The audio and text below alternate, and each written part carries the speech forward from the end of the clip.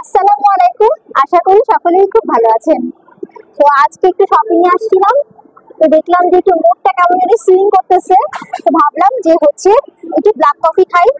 তো আপনারা সকলেই কিন্তু ব্ল্যাক কফির উপকারিতা কম বেশি জানেন, কিন্তু আমি বলবো যে যাদের লিভার বা ফ্যাটি লিভারের প্রবলেম আছে তারা কিন্তু ব্ল্যাক কফি ট্রাই করতে পারেন, কারণ এটি কিন্তু ফ্যাটি লিভার যাদের আছে তাদের জন্য ব্ল্যাক কফি খুবই উপকারী।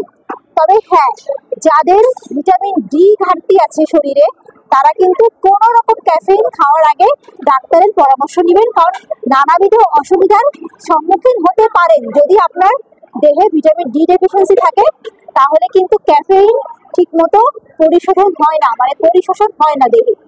যাই হোক, আমি একটু ব্ল্যাক কফি খাই, তো আপনারাও একটু কফি টফি খান, কারণ এটা ওয়েদার ডিমান্ড। এখন বৃষ্টির সময় কফি খেতে কিন্তু খুব ভালোই লাগে, তাই না? আমার কিন্তু লিভারের কোনো প্রবলেম নেই, বাট আমি তারপরেও রেগুলার টাইমেও অন্য সময়েও সবসময় যখনই কফি খাই আমি ব্ল্যাক কফি খাওয়ার চেষ্টা করি। তো সকলে ভালো থাকবেন। আল্লাহ হাফিজ অ্যান্ড টেক কেয়ার।